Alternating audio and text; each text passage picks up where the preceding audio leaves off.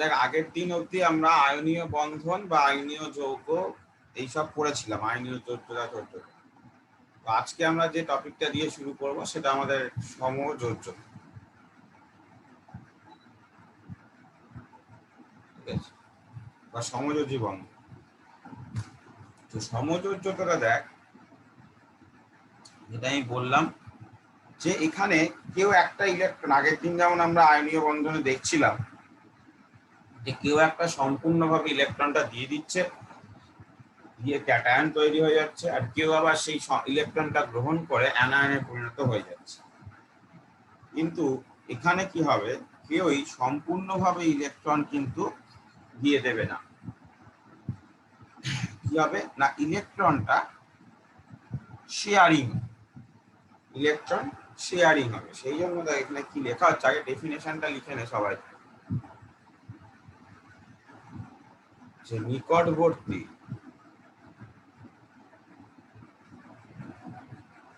নিষ্ক্রিয় গ্যাসের ন্যায়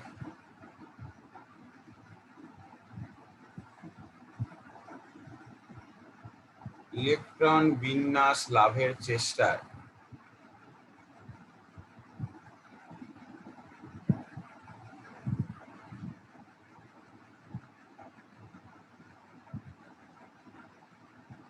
বিক্রিয়াকারী পরমাণু দুটি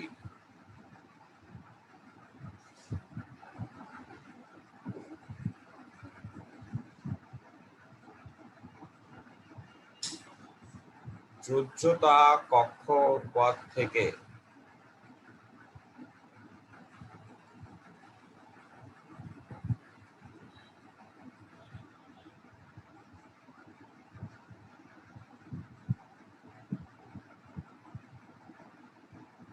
সমান সংখ্যক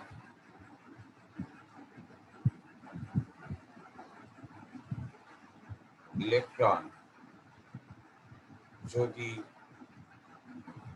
এক বা একাধিক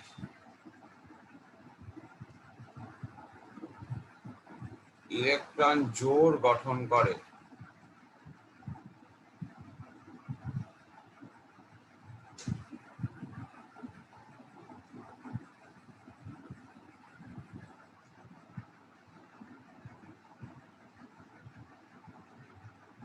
যা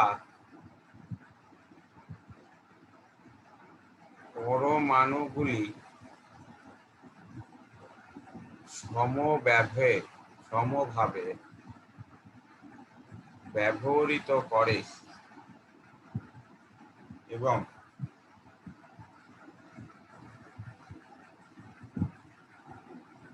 মিলিত হয়,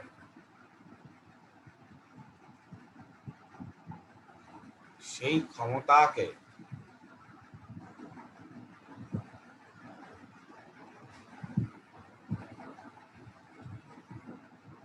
সমযোজ্যতা বলে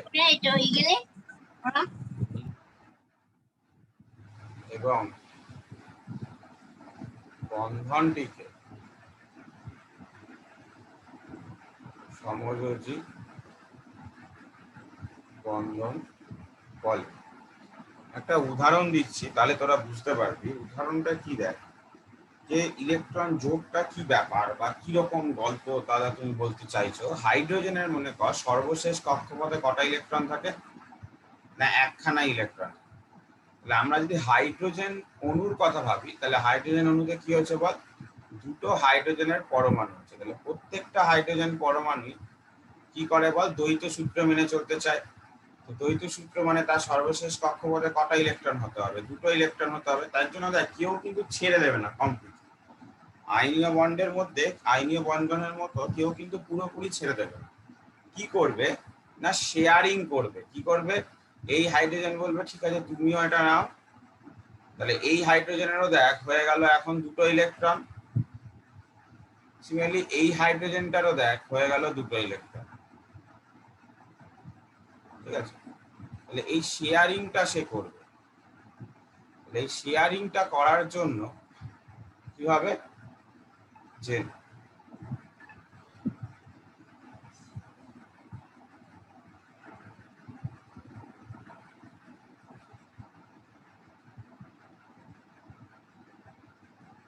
এই শেয়ারিংটা করার জন্য কি হবে বল, সে হাইড্রোজেন অণু গঠন করবে।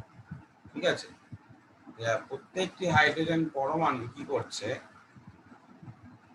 তার আর একটা হাইড্রোজেন পরমাণুকে ইলেকট্রন দিয়েও দিচ্ছে না, আবার পুরোপুরি নিয়েও নিচ্ছে না। কি করছে না, শেয়ার করছে, একে অপরের সাথে শেয়ারিং করছে। এই যে শেয়ারিং এর গল্প, এটাকেই বলা হয় হচ্ছে সমযোজী বন্ধন। এবং দুটো ইলেকট্রন, মনে রাখবি, দুটো ইলেকট্রন একসাথে যখন আসে তখন তাকে বলা হয় ইলেকট্রন জোড়। তাহলে ইলেকট্রন জোড় কথাটার মাধ্যমে, যখন ইলেকট্রন জোড় কথা কোথাও লেখা থাকবে যে ইলেকট্রন জোড় গঠিত হলো, ইলেকট্রন জোড় গঠিত হলো মানে তোকে মনে মনে ভেবে নিতে হবে যে ওই ইলেকট্রন জোড়ে কটা ইলেকট্রন আছে, না দুটো ইলেকট্রন আছে। যে যারা যে দুটো পরমাণু আছে সবাই একটা করে দিয়েছে, সবাই কি করেছে, একটা করে দিয়েছে। ঠিক আছে, আচ্ছা। এবার সমযোজী বন্ধনকে সাধারণত এরকম একটা ছোট হাইফেন দিয়ে বোঝানো হয়। যখন এরকম একটা ছোট হাইফেন দেওয়া থাকে তার মানে বোঝা যাচ্ছে যে এখানে হাইড্রোজেন এবং হাইড্রোজেন পরমাণুর মধ্যে এক প্রকারের সমযোজী বন্ধন হয়েছে। এই যে একটা ছোট হাইফেন দেওয়া হলো, এটাই বেসিক্যালি কি বলতো, ওই ইলেকট্রন জোড়টাকে নির্দেশ করছে, ওই ইলেকট্রন জোড়টাকে নির্দেশ করছে। মানে এখানে তাই একটা ইলেকট্রন জোড় নিজেদের মধ্যে শেয়ার করছে, একটাই, তাই বন্ধনও কিন্তু একটা এসছে। আজকে যদি দুটো ইলেকট্রন জোড় শেয়ার হতো, আমরা এরপর করবো, আজকে যদি আমরা দুটো ইলেকট্রন জোড় শেয়ার হতো তাহলে কিন্তু দুটো হাইফেন টাইপের, মানে দুটো এরকম সমযোজী বন্ধনের দাগ দিতাম। যদি তিনটে ইলেকট্রন জোড় আসতো তাহলে তিনটে দাগ দিতাম। ক্লিয়ার? সবাই লিখে নে। আর প্রিয়ম, খাটে ঘুমিয়ে না থেকে উঠে বসে লেখ, শুয়ে শুয়ে পড়াশোনা হয় না।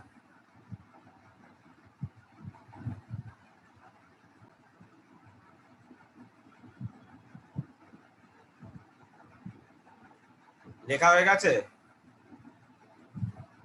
হ্যাঁ। এরপর হেডিং কর সমযোজী বন্ধনের প্রকারভেদ। সমযোজী বন্ধনের প্রকারভেদ। দেখ, তো জেনারেলি সমযোজী বন্ধন কিরকম করা হয়, এক বন্ধন, দ্বিবন্ধন বা ত্রিবন্ধন হতে পারে। প্রথমে আমরা করছি হচ্ছে এক বন্ধন। এক বন্ধন আমরা করেই আসলাম একটু আগে। তাহলে এক বন্ধনের সংজ্ঞা কি, যদি একটি ইলেকট্রন জোড়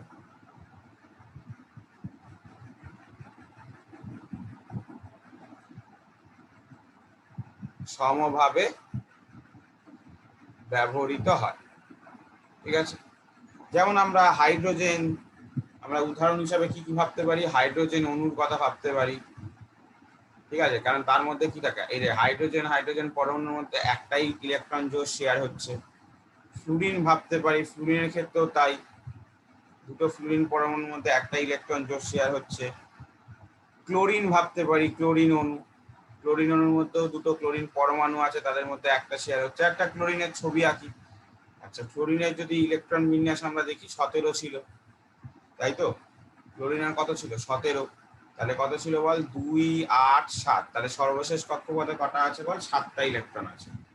তাহলে ক্লোরিন কি করছে, একটা ক্লোরিন পরমাণু গ্রহণ করলাম, দুটো ক্লোরিন পরমাণু আছে ধরে নিলাম, তাহলে 7টা করে সর্বশেষ কক্ষপথে আছে। তাহলে 1টা, 2টো, 3টে, 4টে, 5টা, 6টা, এই একটা হচ্ছে 7টা। আর এখানেও ইচ্ছা করে এইভাবে আঁকছি, ঠিক আছে, 3টে, 1, 2, 3, 4, 5, 6, 7। তাহলে কি করবে না, এই ক্লোরিন কি করছে, এইভাবেই সমযোজী বন্ধন আঁকতে হবে। ঠিক আছে, তাহলে দেখ এখন ক্লোরিনের কথা হয়ে গেল 8টা। আর সিমিলারলি এই ক্লোরিনটা কি করবে, এই ইলেকট্রনটাকে শেয়ার করে নেবে। তাহলে আবার ডান দিকের ক্লোরিন পরমাণুটা হয়ে গেল 8টা। তার মানে দেখ, এইখানে এই যে ইলেকট্রনটা ছিল আর এই যে ইলেকট্রনটা ছিল, এই দুটো ইলেকট্রন কি করছে না, ইলেকট্রন জোড় বা শেয়ারিং এ আসছে। ঠিক আছে, তাহলে শেয়ারিং করার মাধ্যমে কিন্তু এখানে এরা তৈরি করছে হচ্ছে একটা সিঙ্গেল সমযোজী বন্ধন। যেহেতু একটা ইলেকট্রন জোড় তৈরি হচ্ছে, সেই জন্য এটাকে বলা হচ্ছে সিঙ্গেল সমযোজী বন্ধন। ঠিক আছে,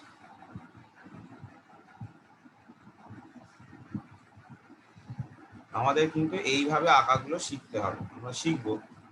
আগে পুরো কয়েকটা পড়ে নিই, আরো কয়েকটা, তারপর আমরা শিখবো। এরপর হচ্ছে হেডিং করবি 1 নম্বর গেল এক বন্ধন, এরপর হেডিং করবি হচ্ছে দ্বিবন্ধন,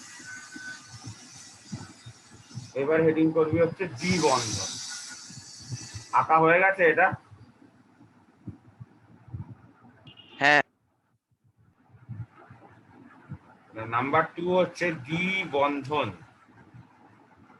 তাহলে দ্বিবন্ধন মানে হচ্ছে দুটি ইলেকট্রন জোড়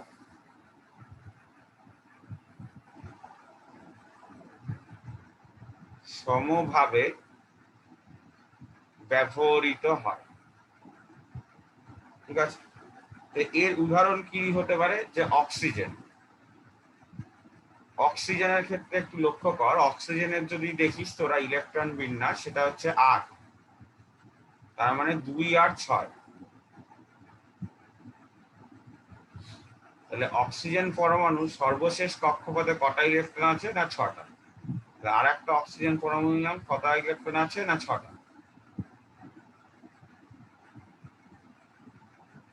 3টে, 4টে, 5টা, 6টা।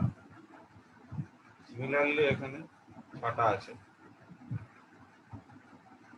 কি হবে না, এই ইলেকট্রন এটা নিয়ে একটা ইলেকট্রন জোড় হবে, আর এই ইলেকট্রন নিয়ে একটা ইলেকট্রন জোড় হবে। কারণ দেখ, সর্বশেষ কক্ষপথে কটা আছে? 6টা আছে। তাহলে অক্সিজেন চাইবে কটা হোক? বল, 8টা হতে চাইবে। তাহলে বাঁদিকের অক্সিজেন পরমাণুটা দেখ, এইটা হলো। এখন বাঁদিকের অক্সিজেন পরমাণুর গুণ 4টে, 2টো 6টা, এই যে এইদিকে 4টে, এইটা 2টো 6টা, আর এই দুটো কটা হয়ে গেল? 8টা হয়ে গেল। ঠিক আছে, তাহলে সিমিলারলি ডান দিকের যে ইয়েটা আছে তারও কি রকম হবে? দেখ, এরকম হবে।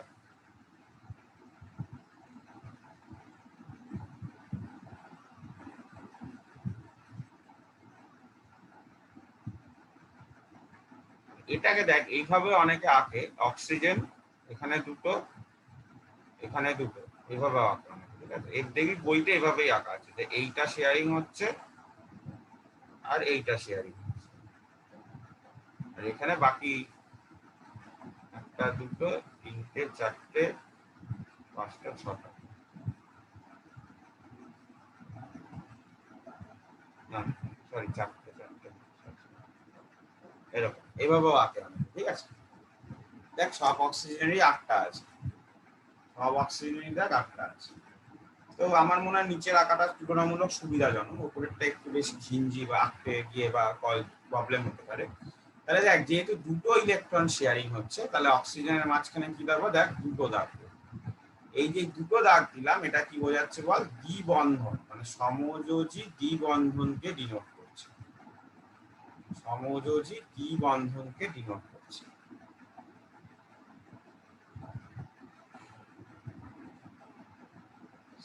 ঠিক আছে, এরপর আমরা যে টপিকটায় যাচ্ছি সেটা হচ্ছে ত্রিবন্ধন। এটা এঁকে ফেল আগে।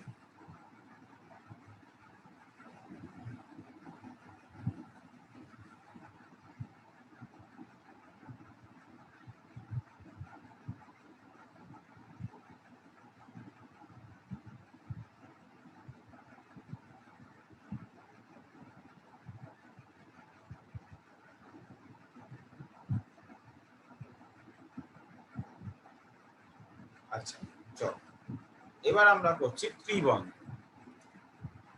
নাম্বার 3 হচ্ছে ত্রিবন্ধন। ম্যাক্সিমাম 3টে বন্ধনই হতে পারে। ত্রিবন্ধন মানে হচ্ছে কি বল? 3টি ইলেকট্রন জোড় সমভাবে ব্যবহৃত হয়। 3টে ইলেকট্রন জোড় ব্যবহৃত হচ্ছে, এরকম একটা উদাহরণ হচ্ছে নাইট্রোজেন N2। কারণ নাইট্রোজেনের কটা হয় বল? মানে 7টা ইলেকট্রন, মানে হচ্ছে 2, আর সর্বশেষ কক্ষপথে 5টা। তাহলে যদি আমি নাইট্রোজেনের পরমাণু আঁকি, এই হচ্ছে 3টে ইলেকট্রন, এটা হচ্ছে 3টে, আর আরেকটা নাইট্রোজেনের রাখছি পরমাণু। তাহলে কি হচ্ছে না, এই 3টে বলছে একের সাথে শেয়ারিং করছে, আর এই 3টের সাথে আবার এইটা শেয়ারিং হচ্ছে।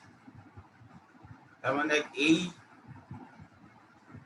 দুটো ইলেকট্রন মিলে একটা ইলেকট্রন জোড়, এই দুটো মিলে একটা ইলেকট্রন জোড়, আর এই দুটো মিলে আর একটা ইলেকট্রন জোড় তৈরি করছে। তার মানে কি হচ্ছে, টোটাল 3টে বন্ড তৈরি করছে। তাহলে কিরকম হচ্ছে ছবিটা, এন, 3টে বন্ড এন, এদিকে দুটো ইলেকট্রন এমনি পড়ে আছে, এটা এই পড়ে থাকা ইলেকট্রন গুলো আঁকতে করিস না আঁকতে করিস, তাহলে এখানে 3টে ইলেকট্রন জোড় যেহেতু শেয়ারিং হচ্ছে, তাহলে দেখ এখন যদি সবারই 8টা হয়ে গেছে, দেখ সবারই সর্বশেষে 8টা হয়ে গেছে সর্বশেষ কক্ষপথে, তাই এই যে 3টে ইলেকট্রন জোড় যেহেতু শেয়ারিং হচ্ছে, তাই একে বলা হচ্ছে কি না ত্রিবন্ধন, তাই একে বলা হচ্ছে ত্রিবন্ধন। এবার আমরা এক একটা পরমাণুর কি দেখবো, স্ট্রাকচার গুলো লক্ষ্য করবো এবং তাতে কতগুলো করে বন্ধন সংখ্যা আছে, সেইগুলো আমরা নির্ণয় করব। ঠিক আছে, এটা আগে এঁকে ফেল।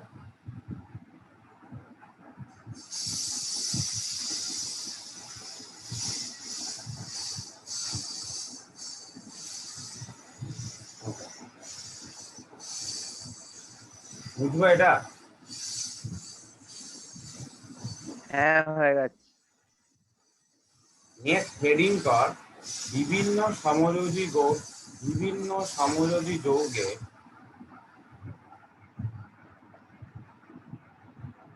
লুইস ডট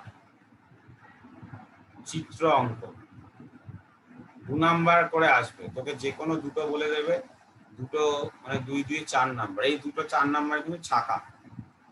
ফার্স্ট হচ্ছে হাইড্রোজেন H2, তাহলে হাইড্রোজেনের সর্বশেষ কক্ষপথে একটা আছে, আর এই হাইড্রোজেনের কক্ষপথ একটা আছে। চেষ্টা করবি যদি আলাদা আলাদা কালি দিয়ে আঁকা যায় ভালো হয় পরীক্ষা হলে, তবে এরকম কম্পালসারি কিছু নিয়ম নেই, এক কালি দিয়ে আঁকলেও তুই একই নাম্বার পাবি, এক কালি দিয়ে আঁকলেও তুই একই নাম্বার পাবি। তাহলে এই যে শেয়ারিং হলো, তাহলে শেয়ারিং হয়ে হাইড্রোজেনের মধ্যে কি তৈরি করলো বল, একটাই বন্ড তৈরি করলো। তাহলে এখানে কটা বন্ড আছে, যে বন্ধন সংখ্যা কটা বল, একখানা, মানে একটাই সমযোজী বন্ধন আছে, বন্ধন সংখ্যা কটা, একটি। নাম্বার 2 হচ্ছে অক্সিজেন। ঠিক আছে, তো অক্সিজেনে আমরা কি দেখলাম, যে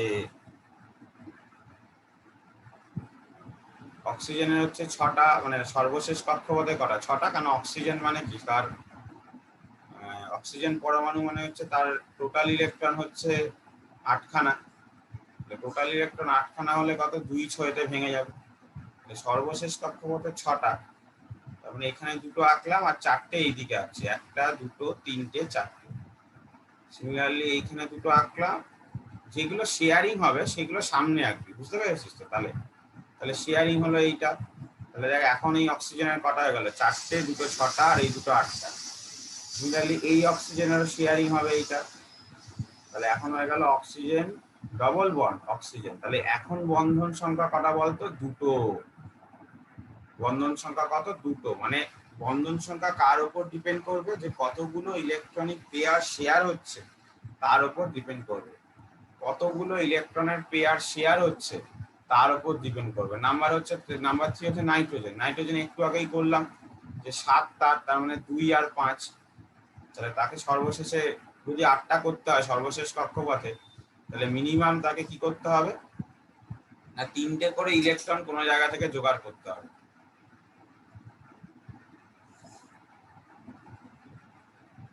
তাহলে এখন এইটা একটা শেয়ারিং হবে, তাহলে দেখ নাইট্রোজেনের এইখানে দুটো, বাদিকে ডান দিকে নিজের 3টে, আর বাকি 3টে অন্য নাইট্রোজেন পরমাণু থেকে শেয়ার করে পাচ্ছে, আর এই নাইট্রোজেনেরও 3টে হয়ে গেল, তাহলে এন ট্রিপল বন্ড এন, তাহলে এখানে বন্ধন সংখ্যা কত, 3।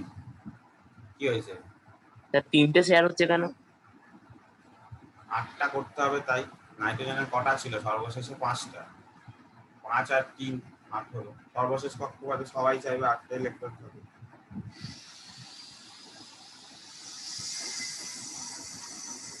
বুঝতে পারলি? হ্যাঁ। এরপর আমরা এগুলো তো কতগুলো মানে এমনি নর্মাল ইয়ে করলাম, এরপর আমরা কতগুলো ইয়ে করি। নাম্বার 4 হচ্ছে দেখ HCl। HCl কি, হাইড্রোজেনের কটা বল, একটা, আর ক্লোরিনের কটা বল, 7খানা। এবার দেখ চেষ্টা করবি, যেহেতু এরকম যদি যৌগ থাকে, মৌলগুলোর ইলেকট্রনকে দেখ একই রকম আসছে না, সবই ডট ডট দিয়ে, কিন্তু যেহেতু যৌগ সেই জন্য একটু বোঝানোর জন্য আলাদা সাইন ডিনোট করলে ভালো হয়। করতেই হবে এরকম কম্পালসারি কিছু নেই, করলে ভালো হয়। তাহলে ক্লোরিনের কটা আছে? 7খানা আছে। দেখ 7খানা। দেখ ক্লোরিনের ইলেকট্রনকে বোঝানোর জন্য ক্রস দিয়ে লিখেছি, আর হাইড্রোজেন গুলোকে বোঝানোর জন্য ডট দিয়ে লিখেছি, মানে তার ইলেকট্রনকে বোঝানোর জন্য। তাহলে হাইড্রোজেন তো দ্বৈত সূত্র মেনে চলে, তাহলে সে তো একটা ইলেকট্রন শেয়ার করবে। আর ক্লোরিনেরও কটা আছে বল? 7টা ইলেকট্রন আছে সর্বশেষে, সেও চাইবে তার 8টা হোক, তাহলে হাইড্রোজেনের একটা সে শেয়ার করে নেবে। তাহলে এখানে দেখ বেসিক্যালি কি হচ্ছে না, একটা বন্ডই শেয়ার হচ্ছে, সেই জন্য এখানেও বন্ধন সংখ্যা কটা না? 1খানা। এখানেও বন্ধন সংখ্যা কটা না? 1টা। এরপর হচ্ছে জল বা H2O। H2O দেখেই বোঝা যাচ্ছে যে অক্সিজেন মানে হচ্ছে 6টা, 6টা মানে হচ্ছে তোর এই যে দুটো দুটো, আর এখানে দুটো দুটো, 6টা। সর্বশেষ কক্ষপথে 6টা আছে, আর হাইড্রোজেন তো একটা করে, তাহলে হাইড্রোজেন তো একটা করে, তাহলে কি হবে বল? অক্সিজেন চাইবে তার 8টা হোক, সে এরকম তৈরি করবে। ভালো করে দেখ, ক্লিয়ার হলো কি হলো না? 6টা ছিল, আর হাইড্রোজেন, দুটো হাইড্রোজেনের পরমাণু, প্রত্যেকটা হাইড্রোজেনের পরমাণুর একটা করে ইলেকট্রন সর্বশেষ কক্ষপথে, তো সেইটা তারা শেয়ার করে দিল। আর হাইড্রোজেন তো দ্বৈত সূত্র, তাহলে এইটা একটা শেয়ার হলো, আর এইটা একটা শেয়ার হলো।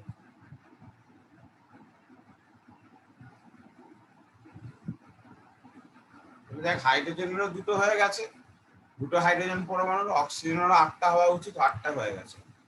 হ্যাঁ, এখান থেকে কি হয়েছে? তা সবাই তো স্যার 8টা রাখতে চায়, তাহলে হাইড্রোজেন কেন সে 2টো রাখছে? আগের দিন ক্লাসে ছিলিস? যে হাইড্রোজেন তো দ্বৈত সূত্র। হ্যাঁ, তো তাহলে দুটো রাখতে চাইবে আবার কি?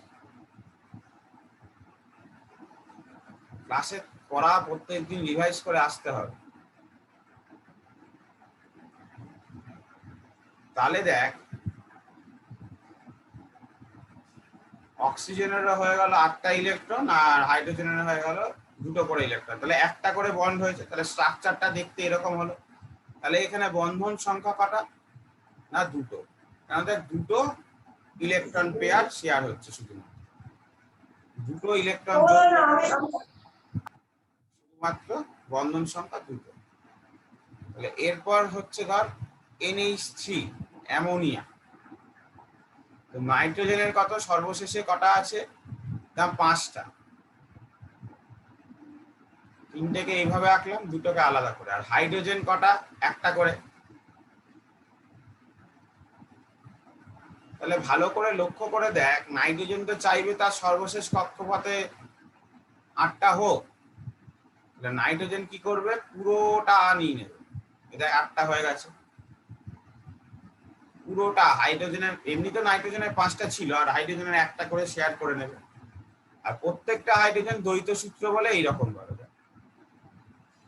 এই জন্যই বলছি আলাদা, তোদের তো শুধু নীল আর ব্লু, ওই বন্ড গুলো বোঝানোর জন্য আলাদা কালি দিয়ে আঁকতে পারলে পরীক্ষা হলে স্যারেদের কি হয় দেখতে সুবিধা হয়। তাহলে ওরকম কোনো, বারবার বলছি, হার্ড অ্যান্ড ফাস্ট কোনো রুল নেই যে আঁকতেই হবে।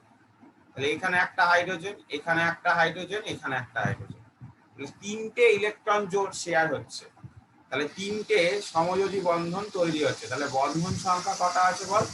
3খানা। 3 হচ্ছে সমযোজী বন্ধন, তিনটে বন্ধন সংখ্যা। এরপর হচ্ছে কার্বন ডাই অক্সাইড বা CO2। কার্বন ডাই অক্সাইড বা CO2, তো কার্বনের কটা থাকে বল? 6টা ইলেকট্রন থাকে, তাহলে তার কি হবে? 2 4। আর অক্সিজেনের হচ্ছে 8টা, তার মানে 2 6। তাহলে আমি যদি কার্বন আঁকি, কার্বনের কটা ইলেকট্রন দেখতে পাচ্ছি? 4টে ইলেকট্রন, তাহলে 4টে ইলেকট্রন এঁকে ফেললাম সর্বশেষ কক্ষপথে। আর অক্সিজেনের কটা করে ইলেকট্রন আছে? না 6টা করে ইলেকট্রন আছে, তাহলে অক্সিজেনের এইদিকে দুটো আঁকলাম, এইখানে দুটো আঁকলাম, অক্সিজেনের দেখ 6টা করে এঁকে ফেললাম। ঠিক আছে, তাহলে কার্বনকে প্রথমত 8টা বানাতে হবে। তাহলে দেখ এও অক্সিজেনের দুটো নিয়ে নেবে, এখানে অক্সিজেনের দুটো নিয়ে নেবে। দেখ তাহলে একমাত্র কার্বনের 8টা হলো। কার্বনের নিজের 4টে, বাঁদিকের অক্সিজেন পরমাণু থেকে দুটো শেয়ার করছে, ডান দিকের অক্সিজেন পরমাণু থেকে দুটো শেয়ার করছে, তাহলে টোটাল কার্বনের 8টা হলো। সিমিলারলি বাঁ দিকের অক্সিজেন পরমাণুটা শুধুমাত্র কার্বনের এই দুটোকে শেয়ার করে নেবে, তাহলে অক্সিজেন 8টা হয়ে গেল, কারণ অক্সিজেনের তো 6টা ছিলই, ওর শুধু দুটো দরকার। সিমিলারলি এও কি করবে, এই দুটোকে নিয়ে নেবে। তাহলে যদি আমি বন্ড হিসাবে রাখি, তাহলে অক্সিজেন ডবল বন্ড, দুটো করে ইলেকট্রন শেয়ার হচ্ছে, ভালো করে দেখ, এই যে দুটো করে ইলেকট্রন জোড় তৈরি হচ্ছে, তাহলে হচ্ছে দুটো করে বন্ড পাবো অক্সিজেন। তাহলে এখানে বন্ধন সংখ্যাটা কিরকম,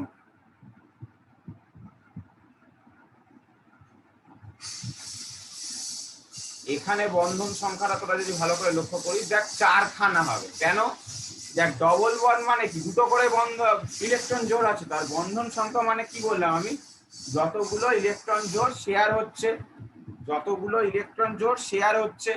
তাহলে যেহেতু ডবল বন্ড আছে, ডবল বন্ড মানে কি আছে বল, দুটো করে ইলেকট্রন জোড় শেয়ার হচ্ছে, তাহলে দুটো করে বন্ড। আর ডান দিকেও সিমিলারলি ডবল বন্ড আছে কার্বনের, তাহলে ওখানেও দেখ দুটো ইলেকট্রন জোড় শেয়ার হচ্ছে, তার মানে ওখানেও একটা বন্ধন সংখ্যা 2। তাহলে টোটাল পুরো ইয়েটায় অণুটায় কত আছে বল, 4। তো এখানে কোনো বুঝতে না পারলে জিজ্ঞাসা কর।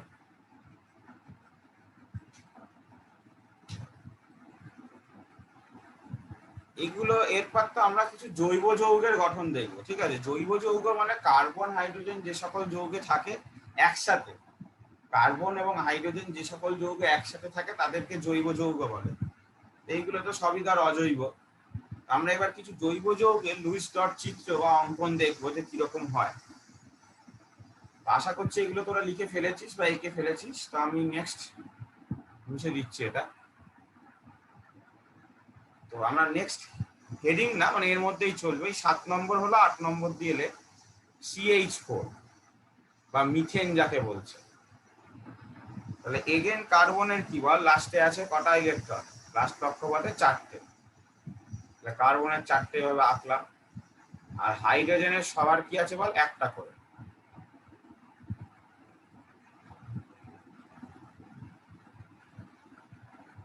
তাহলে কি নেবে বল, কার্বন কি করবে, পুরোটা নিয়ে নেবে।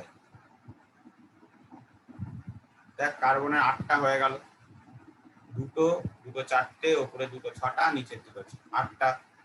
আর হাইড্রোজেন গুলো কি করবে বল, তার তো দ্বৈত, দুটো তো করে দরকার তার শুধু, এইভাবে শেয়ারিং গুলো হবে।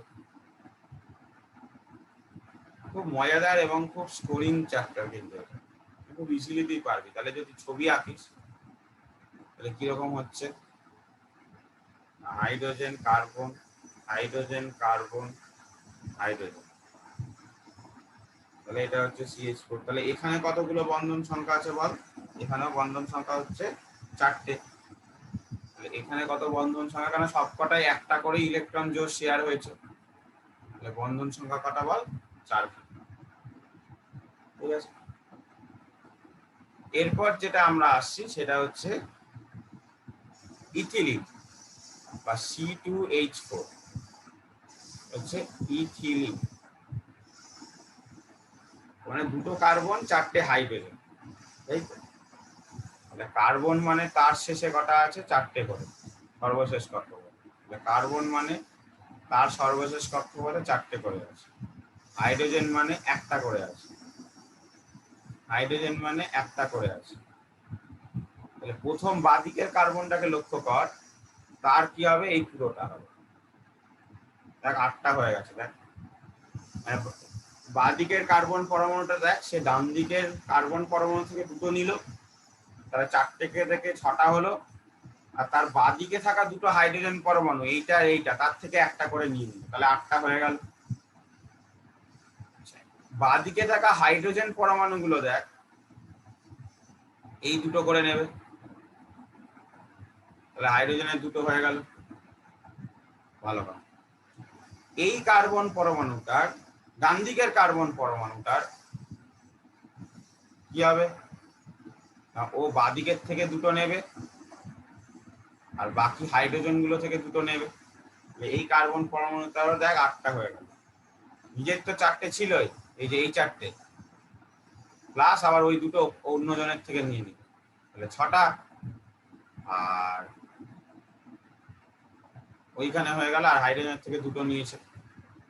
আর হাইড্রোজেন আবার কি করবে, এই হাইড্রোজেন গুলো এখান থেকে দুটো একটা করে নেবে, নিজের দ্বৈত সূত্র কমপ্লিট করবো। ছবিটা এরকম হচ্ছে, দেখ কার্বন আর কার্বনের মাঝখানে তুই যদি দেখিস দুটো ইলেকট্রন জোড় শেয়ার হচ্ছে, ওপরে একটা নিচে একটা, ভালো করে দেখ। আর হাইড্রোজেনের সাথে কার্বনের একটা করে ইলেকট্রন জোড় শেয়ার হচ্ছে, তাহলে এরকম, তাহলে গঠনটা এরকম দেখতে হলো। এবং বন্ধন সংখ্যা কটা? একটা, দুটো, তিনটে, চারটে, আর ডবল বন্ড মানে ওখানে দুটো আছে, মানে ছটা। এখানে দুটো আছে, তার মানে হচ্ছে ছটা। বন্ধন সংখ্যা কত? না, ছখানা, 6। বন্ধন সংখ্যা কত? না, 6।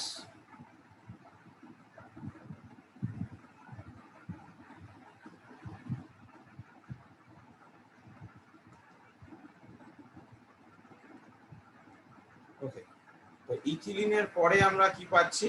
অ্যাসিটিলিন। ইথিলিনের পরে আমরা জৈব যৌগ যেটা করব সেটা হচ্ছে C2H2 বা অ্যাসিটিলিন। তো অ্যাসিটিলিন কি করছে দেখ, মানে দুটো কার্বন দুটো হাইড্রোজেন, তাহলে কার্বনের চারটে, একটাকে এইদিকে রাখলাম, তিনটে ইলেকট্রনকে এদিকে নিলাম। সিমিলারলি এইদিকেও কার্বনের তিনটেকে নিলাম, হাইড্রোজেনের একটা, এইদিকে হাইড্রোজেনের একটা। প্রথম কার্বনটা যদি বাদিকেরটা দেখি তাহলে দেখ এইভাবে যদি কনসিডার করি যে সে ডান দিকের কার্বন পরমাণু থেকে তিনটে নিয়ে নিয়েছে, তাহলে ওর নিজের ছিল চারটে, ও ডান দিকের থেকে নিয়ে নিল তিনখানা, তাহলে হয়ে গেল 7টা। আর বাদিকের হাইড্রোজেন থেকে শেয়ার করলো একটা, তাহলে ওর হয়ে গেল 8টা। সিমিলারলি সেম ফ্যাশনে এই কার্বনটাও একই, নিজের ছিল চারটে, বাদিকের থেকে তিনটে নিয়ে নিল, হয়ে গেল 7টা। আর হাইড্রোজেন থেকে একটা নিয়ে নিল, হয়ে গেল 8টা। আর হাইড্রোজেন কি? একটা একটা করে নিল। হাইড্রোজেন কি বল? আচ্ছা এখানে না একটা আঁকি নেই, এখানে এটা কার্বনের একটা আঁকতে ভুলে গেছি। এটা কার্বনের একটা ছিল আর হাইড্রোজেন, তাহলে এখান থেকে একটা নিয়ে তৈরি হলো কি? হাইড্রোজেন। তার মানে আমি যদি ছবি আঁকি, এইচ একটা ইলেকট্রন শেয়ার হচ্ছে কার্বনের সাথে, কার্বন কার্বনের মধ্যে তিনটে ইলেকট্রন জোড় শেয়ার হচ্ছে, কার্বন কার্বনের মধ্যে তিনটে ইলেকট্রন জোড় শেয়ার হচ্ছে, তাহলে বন্ধন সংখ্যা কটা বল? 5টা। বন্ধন সংখ্যা কত? 5খানা। এখানে একখানা, এখানে একখানা, আর মাঝে কখানা আছে বল? 3খানা। টোটাল হয়ে গেল 5খানা।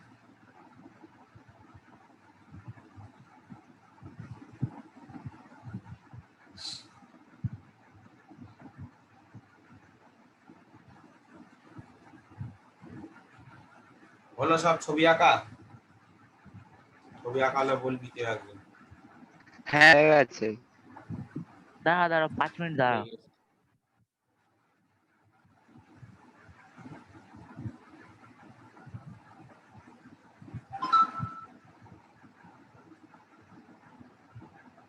বলছি যে স্যার এগুলোই আসবে, এর বাইরে কিছু আসবে?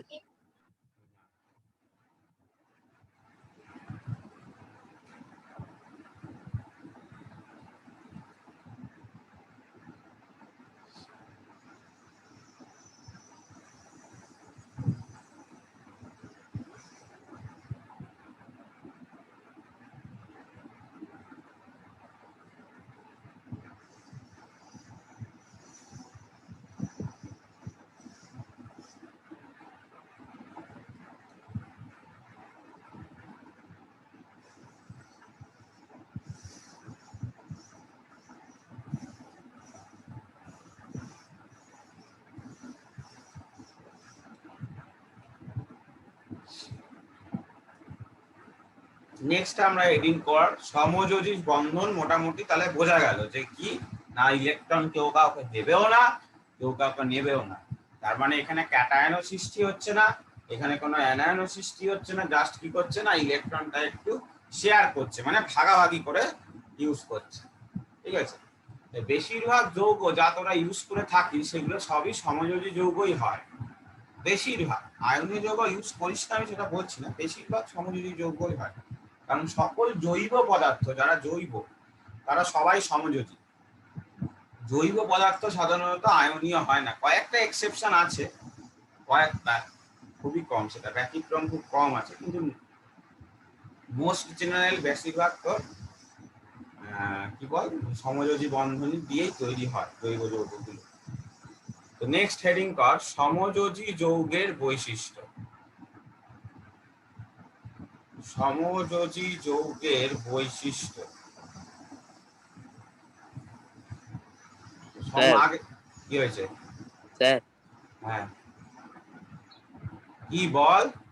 ওই যে আপনি যে স্যার ওই ওই ওই ওই কটা সমাজের মাধ্যম করা ওইগুলো করলেই হবে নাকি আমাকে আরো করতে হবে? ওগুলো করলেই হবে, আরো আসতে পারে, ডিসপ্লে করবি সেরকম ভাবে। নাম্বার 1 হচ্ছে ভৌত অবস্থা।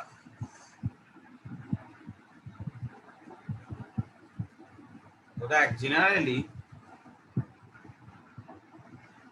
সমযোজী যৌগের অণুগুলো কি পৃথক পৃথক ভাবে অবস্থান করে, কারণ দেখ সমযোজী যৌগগুলোতে পরমাণুগুলো তো নিজেদের মধ্যে বন্ধন করছে, বন্ধন করে অণু তৈরি করছে, ধরে নে জল বা তো মানে তুই জলের দেখিস, জলের ক্ষেত্রে দেখিস যে জলের এইখানে একটা অণু আছে, আবার এইখানে একটা অণু আছে, এরকম জলের অণুতে এইভাবে আছে।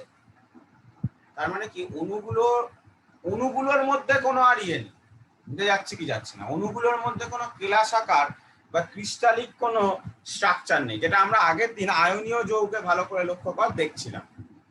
আয়নীয় যৌগে কি হচ্ছিল, একটা ক্রিস্টালিক বা কেলাসাকার আমরা একটা গঠন দেখতে পাচ্ছিলাম, যার জন্য আয়নীয় যৌগ কি হয়েছিল বলেছিলাম আমরা, কঠিন পদার্থই হবে জেনারেলি সাধারণত। কিন্তু এখানে অণুগুলো পৃথক পৃথক ভাবে অবস্থান করায় সাধারণত সমযোজী যৌগগুলি কি হয়, তরল, গ্যাসীয় বা নরম কঠিন হতে পারে, মানে একদম সলিড ক্রিস্টাল না, কঠিন বাট সেটা খুব নরম। তো লেখ এর নিচে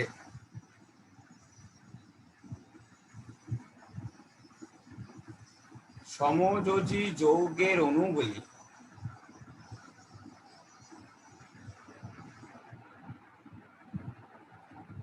পৃথকভাবে অবস্থান করায়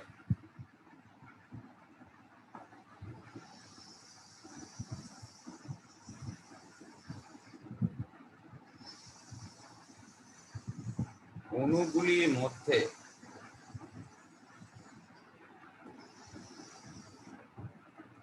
আকর্ষণ বল কম হয়। সুতরাং সাধারণ চাপ ও তাপমাত্রায়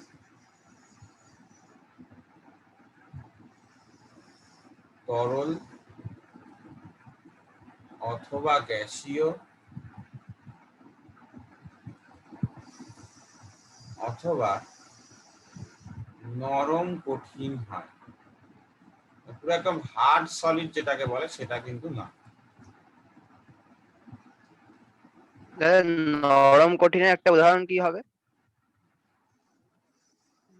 নরম কঠিন দেখ ওইভাবে তো নরম কঠিনের উদাহরণ পাবি না, বাট একটা জিনিস বলতে পারি, সাবান।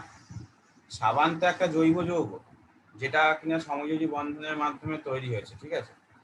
সেটা দেখ একেবারে পাথর টাইপ ক্রিস্টাল না, মানে এইটুকু নিয়ে বলতে পারি। যেমন NaCl লবণকে দেখ একদম ক্রিস্টাল, মানে তুই ক্রিস্টাল বুঝিস তো, কেলাস আর মানে কেলাসাকার নয়, অকেলাস যেটাকে বলতে পারি, সেইটার মধ্যে ডিফারেন্সটা বুঝতে পারছিস, যে সমযোজীও কঠিন হবে বাট সেটা ওই কেলাসাকার মতো কঠিন, মানে যাকে কোনোদিনই মানে চাপ বা তাপ প্রয়োগ করে গলিয়ে ফেলা যায় না, এরকম না। তুই যদি নুনকে একমাত্র গলাতে পারিস তুই দ্রবীভূত করে, তাই না? নুনকে একমাত্র দ্রবীভূত করে গলানো সম্ভব, আর কোনোভাবে সম্ভব না, বুঝতে পারলি? হ্যাঁ, ঐশিক বারবার ভিডিওটা অন করছিস কেন? বলেছি যে মোবাইল টাচ করবি না, আগের দিনও কিন্তু মোবাইল টাচ করছে, বারবার তোর ডাক করছিল, প্রত্যেকদিন বলতে হয় কেন? সবাই ক্লাস ঐশিকের করছে। হয় এটা, ঐশিক করে এটা।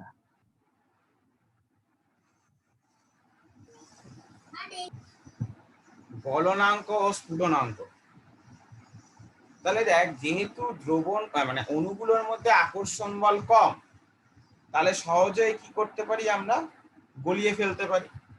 আগের দিন দেখ ছিল আয়নীয় যৌগগুলোর মধ্যে একটা কি তীব্র তড়িৎ আকর্ষণ বল কাজ করছিল, কেন ক্যাটায়ন আর অ্যানায়ন আছে, কিন্তু সমযোজী যৌগের মধ্যে তো শুধু বন্ধন আছে, কোনো আকর্ষণ বল নেই। আকর্ষণ বল যেহেতু তীব্র কোনো আকর্ষণ বল নেই, তাহলে সহজেই কি বল আমরা এগুলোকে গলিয়ে ফেলতে পারি। তাহলে অণুগুলির মধ্যে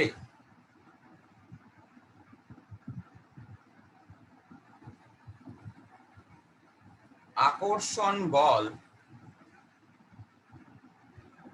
কম হওয়ায়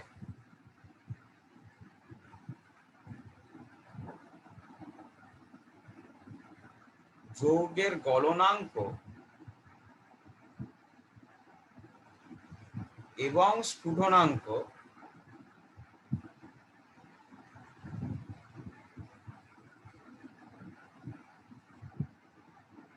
আয়নীয় যৌগের তুলনায়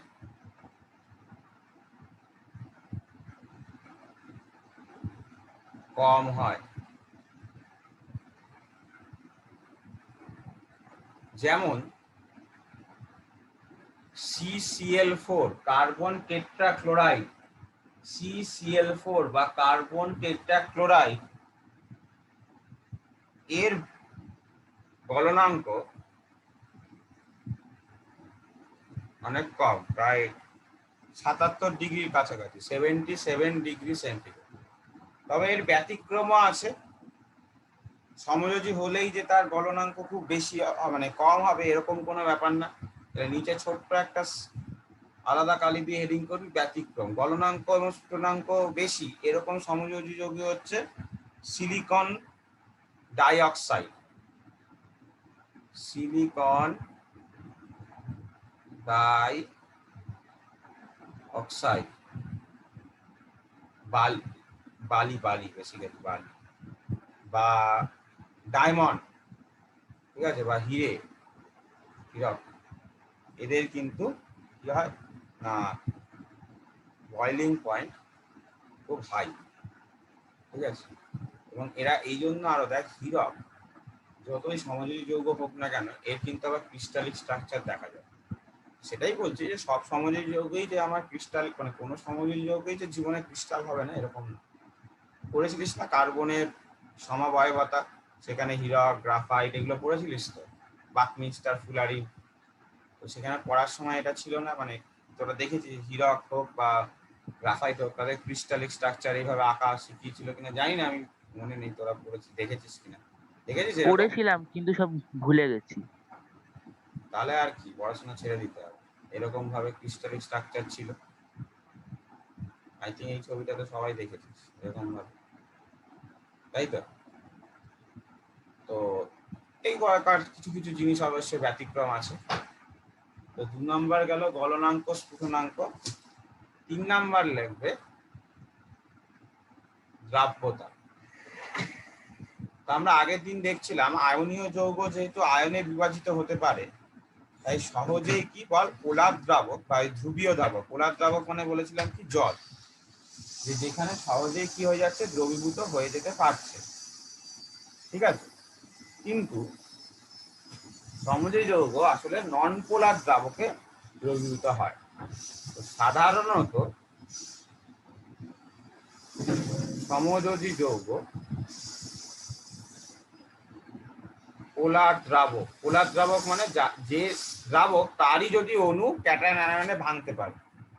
পোলার দ্রাবকে অদ্রাব্য, কিন্তু নন পোলার দ্রাবক, নন পোলার দ্রাবক মানে যার অণু এরকম ক্যাটায়ন বা অ্যানায়নে বিভাজিত হতে পারে না। নন পোলার দ্রাবকের উদাহরণ হচ্ছে তুই কার্বন টেট্রাক্লোরাইড ইউজ করতে পারিস নন পোলার দ্রাবক হিসাবে,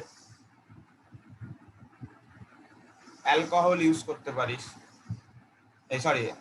বেনজিন ইউজ করতে পারিস। নন পোলার দ্রাবক মানে উদাহরণ লিখে রাখ প্যাকেটে দিয়ে, বেনজিন, তারপরে কার্বন টেট্রাক্লোরাইড,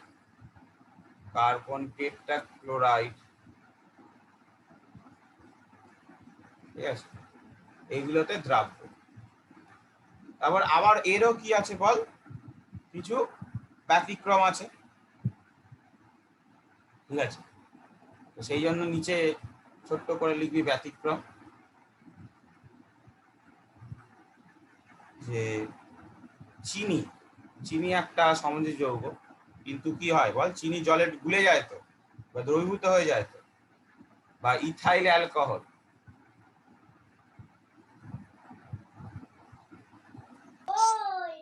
স্যার ব্যতিক্রম গুলো স্যার পরীক্ষায় লিখতে হবে?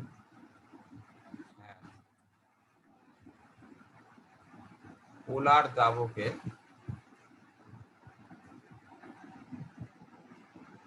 দ্রবীভূত হতে পারে।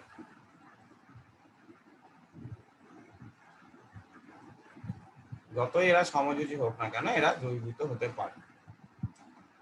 নাম্বার 4 হচ্ছে তড়িৎ পরিবাহিতা। তা আগের দিন আমরা দেখছিলাম যেহেতু আয়নীয় যৌগগুলি আয়নে বিভাজিত হয় তাহলে তড়িৎ পরিবহন তাদের জন্য তুলনামূলকভাবে সহজ। তাহলে কিন্তু সমযোজী তো কোনো অণু কোনো বিভাজনের তো ব্যাপার নেই, তাহলে তারা জেনারেলি কি হয় বল, তড়িৎ পরিবহনে অক্ষম হয়। ঠিক আছে, সেটাই লিখবো। সাধারণত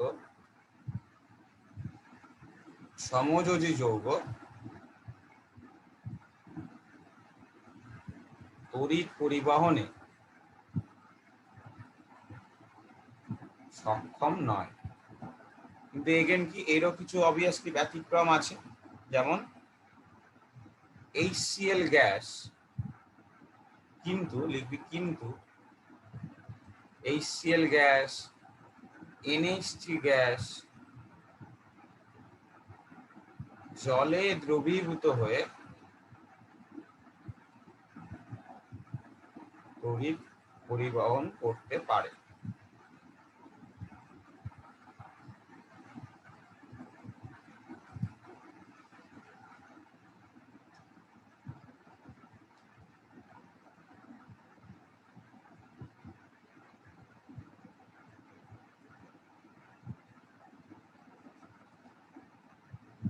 নেক্সট হেডিং হবে বন্ধনের অভিমুখ।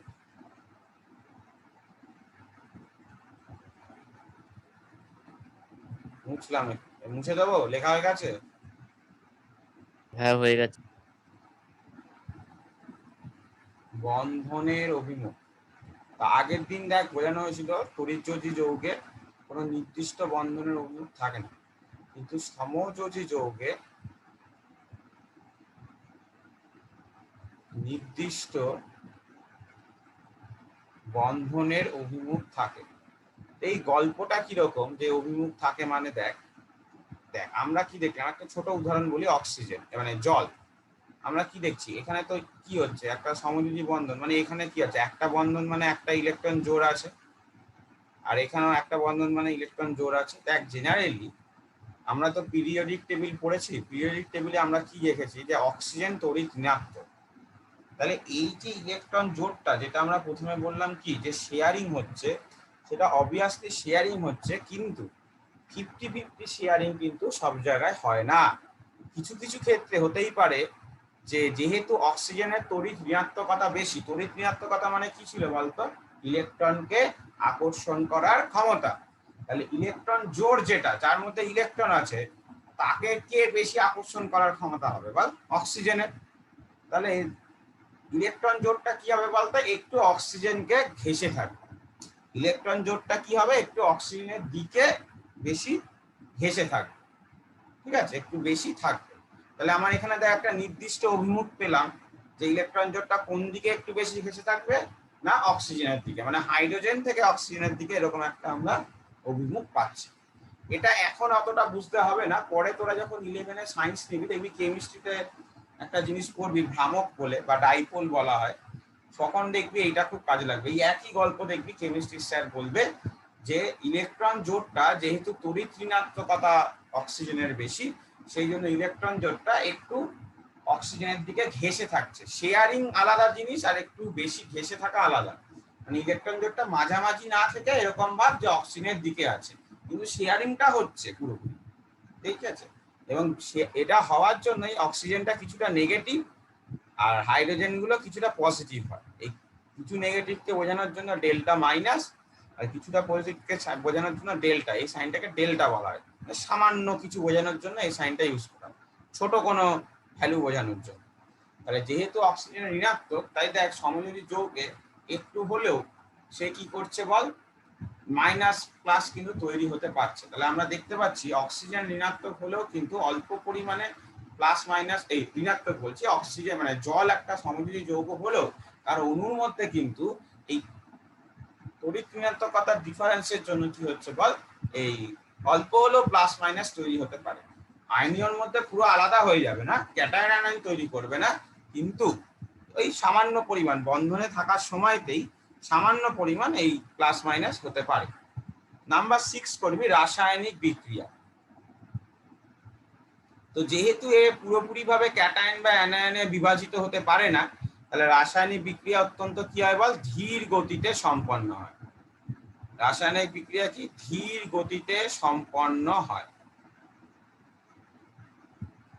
আর নাম্বার 7 কি সমাবয়বতা। অবভিয়াসলি সমাবয়বতা দেখা যাবে, ঠিক আছে। নাম্বার 7 হচ্ছে সমাবয়বতা। কি হচ্ছে যে এই ধর্ম দেখা যায় বা সমাবয়বতা ধর্ম দেখা যায়। খুব ইজিলি সমাবয়বতা ধর্ম কিন্তু দেখা যায়, খুব ইজিলি কিন্তু সমাবয়বতা ধর্ম কিন্তু দেখা যায়।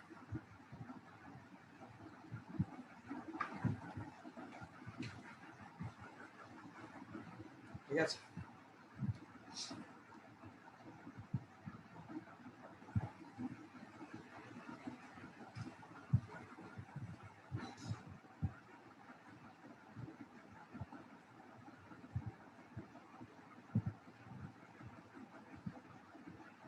এটা তো পার্থক্য হয়ে যাবে। এবার হ্যাঁ, ওই তোদের পার্থক্য আসতে পারে তোর ওই সমযোজী এবং নিষ্ক্রিয় সমযোজী এবং তোর কি বলে বল তড়িৎযোজী যৌগের মধ্যে পার্থক্য লেখো। তো আগের দিনে দেখবি আয়নীয় যৌগে 7টা লিখিয়েছিলাম, আর আজকে এই 7টা লেখালাম। তাহলে এই 7 ভার্সেস 7 এইটা হবে তোদের পার্থক্য। ঠিক আছে, এই চ্যাপ্টারটা শেষ হয়ে গেল। নেক্সট দিন আমি ক্লাস নেক্সট সপ্তাহে, এই সপ্তাহে শনিবার কিন্তু ক্লাস নেই, নেক্সট উইকে কবে ক্লাস হবে আমি বলে দেবো। ঠিক আছে, আমাদের তো পরীক্ষা আছে নেক্সট সপ্তাহে তোদের পরীক্ষা। হ্যাঁ ঠিক আছে, পরীক্ষাটা 1:30টা অবধি, তারপর তো বাড়ি চলে আসবি। হ্যাঁ হ্যাঁ, পড়ালে ওই 2:30টা 3টের থেকে পড়া, ওই জন্যই বললাম টাইম। ওই বুধ বৃহস্পতিবার ছুটি আছে আমাদের। এমনি ছুটি না, পরীক্ষার জন্য ছুটি। না না, পরীক্ষা ছুটি আছে ওই দুদিন। বুধ আর বৃহস্পতি। হ্যাঁ, শুক্রবার কি বলে কিছু হোমওয়ার্ক করে রাখিস, ঠিক আছে। কিছু কিছু যৌগ এঁকে রাখিস, CCl4, C6H6,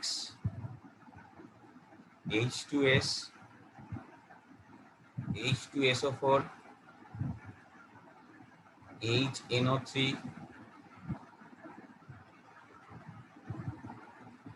এই 5টা এঁকে রাখিস তাহলে